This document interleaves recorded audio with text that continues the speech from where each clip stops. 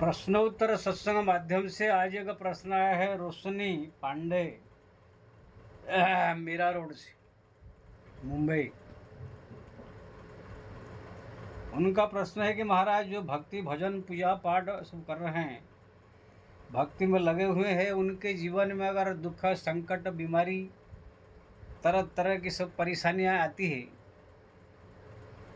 तो ये क्या भक्तों के लिए अच्छा है या भक्तों के लिए ये खराब है?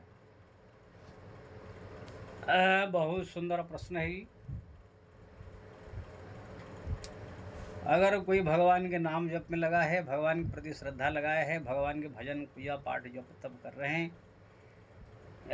भगवान के स्मरण में दिन रात बिताना चाहते हैं, लेकिन उसमें दुख संकट परेशानियाँ बीमारी आदि तरह तरह की चीज आता है, ये आने के बाद अगर भक्ति में वृद्धि हो रही तो समझ लीजिए फायदा है। हमारे एक मित्र है, वो बोल रहे थे कि महाराज जब शरीर हमारा स्वस्थ रहता है तो मन में तरह तरह की जो है काम क्रोध लोभ मोह ये सब जागृत हो जाते हैं, ये कर दूंगा ये कर दूंगा ये कर दूंगा, तरह तरह की कामना भी आने लगता है। लेकिन इस शरीर जब गिर जाता है, कोई बीमार आ जाता है, हॉस्पिटल में चले जाते हैं,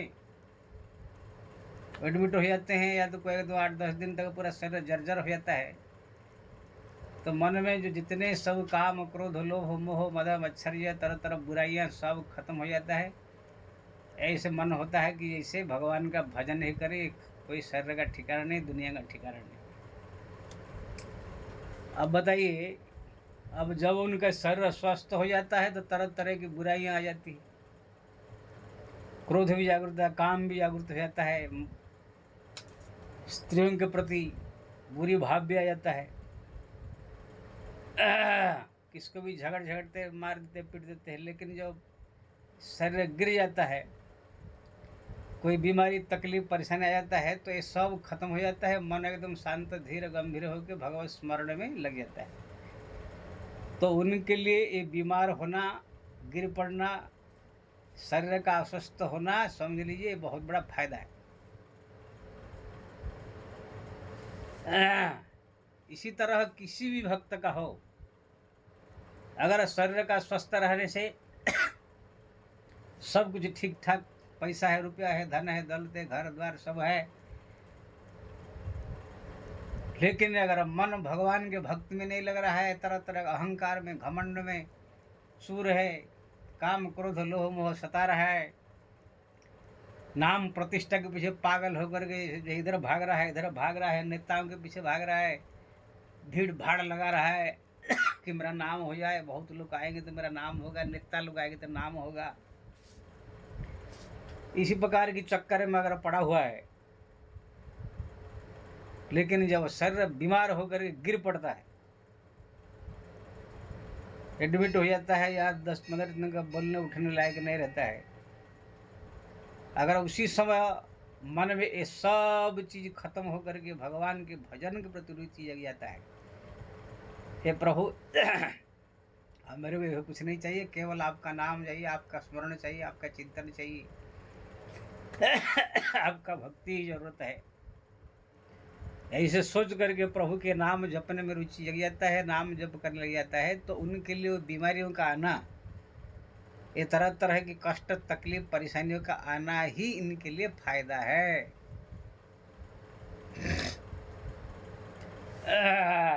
मेरे को जो है कल कोई एक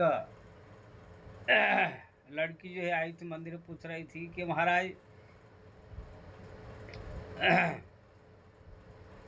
ये सब बहुत सारे भक्तों को दिखा गया है, बहुत सारे, कोई अंधे लंगड़े लूले, कोई कैंसर, तरह तरह के इसे कष्ट में रहते हैं, ऐसा क्यों? मैंने कहा भाई ऐसा रहने से ही भक्ति बढ़ता है।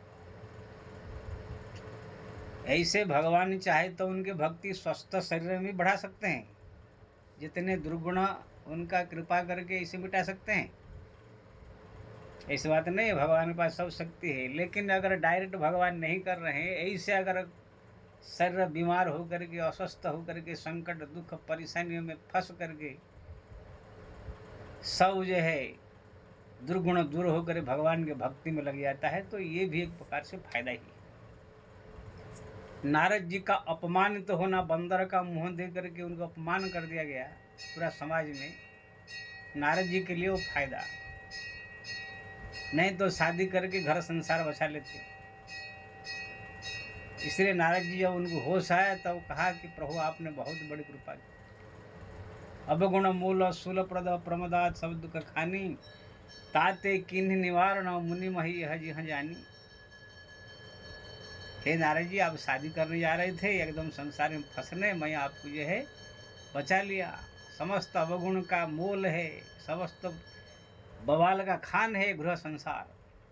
अवगुण मूल शूल प्रद प्रमदा सब दुख खानी, समस्त दुख का भंडार है शादी ब्याह ये सब संसार। इसलिए ताते किन निवारण मुनि मही अज जानी, इसलिए मैं आपको शादी से अलग कर दिया, बंदर का मुंह दे दिया।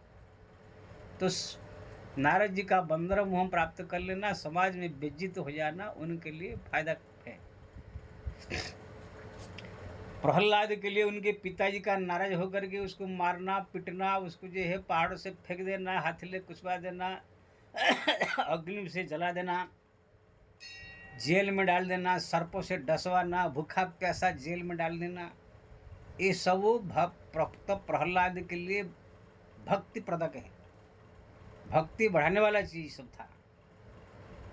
अगर ये सब हिरण्यकशिपु नहीं करता तो प्रहलाद के मन में ये सब भक्ति भाव जागता नहीं, भगवान नारायण के प्रति भरोसा नहीं होता, तब प्रहलाद बड़ा भक्त नहीं बनते। ध्रुव को अगर उनके पिताजी के गोद से उनके सौतेली माँ धक्का मार के नहीं निकाला होता, तो ध्रुव भी 5 साल का एक बालक है, 6 महीना में भगवत प्राप्त कर लिया, ये नहीं होता। जिसी भी भक्त के जीवन में दुख तकलीफ परेशानी कष्ट सब आया है, वो लोग के मन में से जो है विकार नष्ट हुआ, अहंकार नष्ट हुआ, घमंड नष्ट हुआ, अपना दीनहीन ये सब समझ करके भक्ति में लग गए। इसलिए उनका जो है भगवान के प्रति भक्ति बढ़ा, अब भगवत प्राप्त भी हुई। हाँ, कितने लोग ऐसे भी है, ऐसे कोई जरूरी नहीं है कि कितने बीमार आ गया कि तकलीफ कष्ट आ गया तो सबका भक्ति बढ़ जाएगा, कितने का होश बढ़ जाता है। जैसे कोई बीमारी आ गया, कुछ हो गया, पैसा नहीं है, सब हो गया है, ऐसे एकदम हालत खराब हो जाता है, राम राम क्या होगा, मुंह खुला रह जाता है, टेंशन लेकर परेशान हो जाते हैं।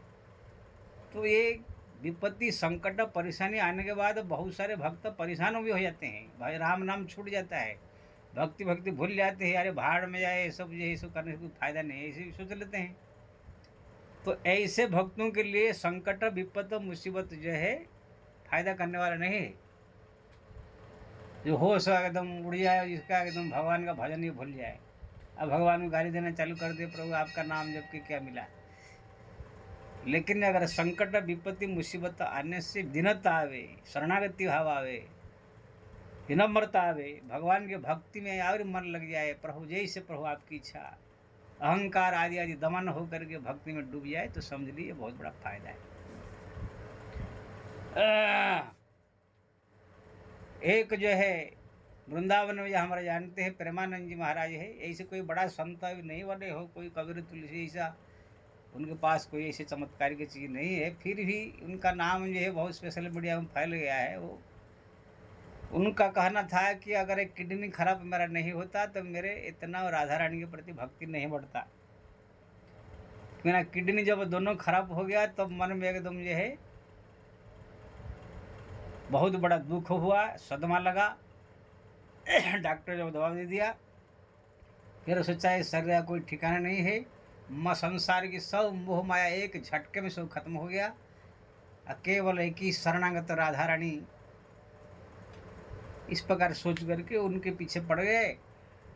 तो जो कुछ भी कोई विशेष फायदा तो नहीं है, बड़ा नहीं है, लेकिन फिर भी जो भी एक राधा रानी के प्रति जो श्रद्धा प्रेम है बढ़ा, माता जी कृपा हुई कि नहीं हुई वही जाने, बाहर तो कुछ दिखाई नहीं दे रहा है। लेकिन भक्ति बढ़ने का ये भी एक कारण है किडनी खराब होना